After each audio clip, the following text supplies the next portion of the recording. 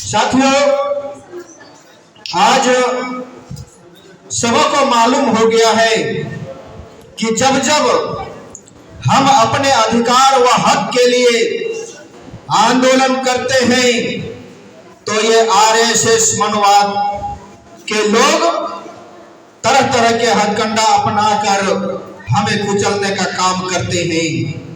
इसलिए हम सबको अब खुलकर यार पार की लड़ाई लड़नी है और हमें कहना है कि पहले हमें बिहार करना है, फिर बताऊंगा किसका शिकार करना है। पहले हमें बिहार करना है, फिर बताऊंगा किसका शिकार करना है। हे मनुवादी, तुझे गुरूर है अपने मनुवाद पर, तो हमारी भी जिद है, उसे पार करना है, उसे पार करना है। जी हाँ, जब यहाँ पर इस हाउस में, इस कार्यक्रम में जितने भी सदस्य उपस्थित है, मैं तमाम लोगों से आग्रह करना चाहूंगा कि यदि आप सबको ये परफेक्ट मालूम हो चुका है कि हमारी जो है हमारी गरीबी, हमारी बर्बादी का मुख्य कारण यहाँ के आरएसएस ब्राह्मण है, विदेशी ब्राह्मण है, तो सबसे पहले हमें ब्राह्मणवादियों के द्वारा जो हम पर थोपा गया है मनवादी व्यवस्था, उस व्यवस्था को हमको बहिष्कार करना होगा।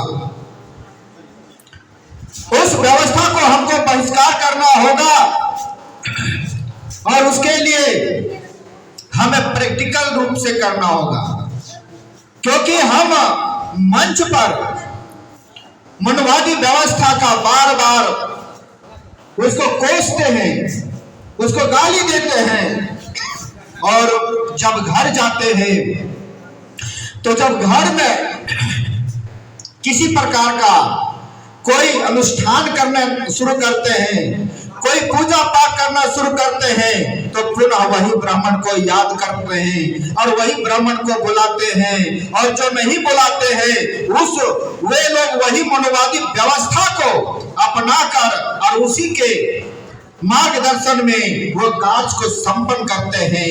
इसका मतलब है जो ब्राह्मण को बुला करके काम करते हैं वो तो उसका सर्वे सर्व गुलाम है ही, लेकिन जो मनवादी को नहीं बुलाते हैं लेकिन उसके विचारधारा में काम करते हैं वो भी उसका गुलाम है, और वो भी उसको जो है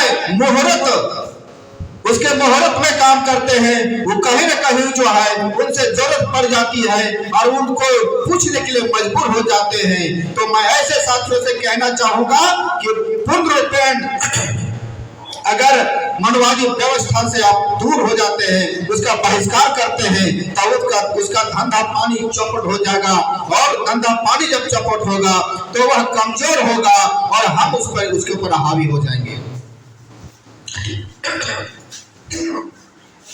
इसलिए मेरा कहना है कि आपके अंदर जो सोच है उस सोच को पहले बदल डालिए।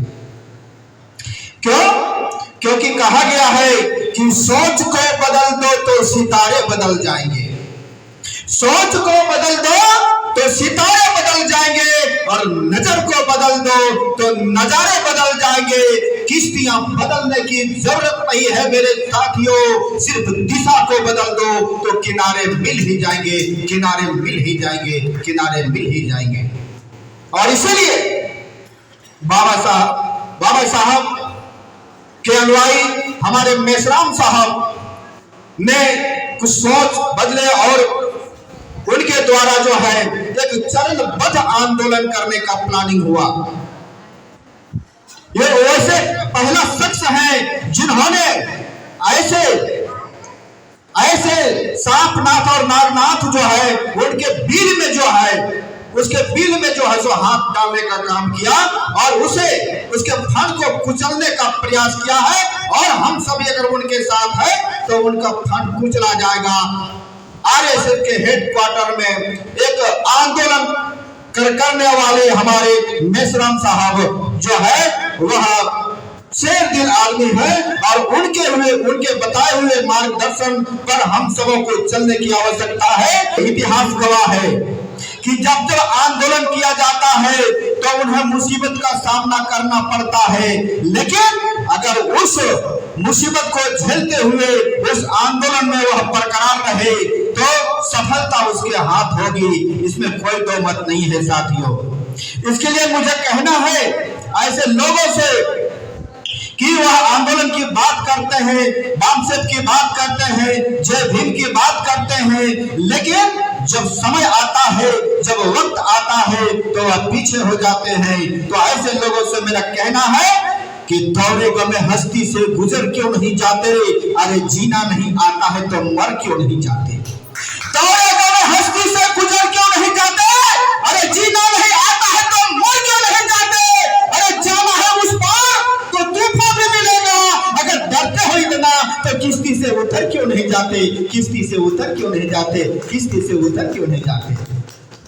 अगर इस आंदोलन में अपने हक और हुकूक, अपने आजादी के आंदोलन में अगर नहीं चलना चाहते हैं, नहीं जाना चाहते हैं तो वही गुलामी करते रहिए, यहाँ के मनवादियों के तलवार चाटते रहिए।